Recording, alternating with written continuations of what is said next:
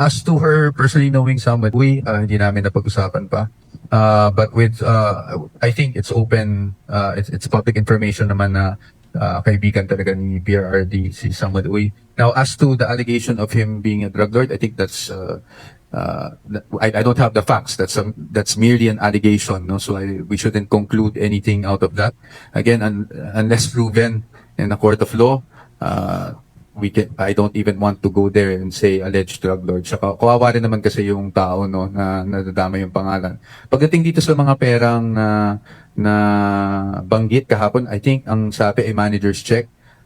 We have to note that ang nakasabi lang naman is a manager's check was allegedly parang nagpagawa ng manager's check allegedly si Sammy Uy, wherein the recipients are the vice president and ganito and who else. So, yun lang yung nakasulat no?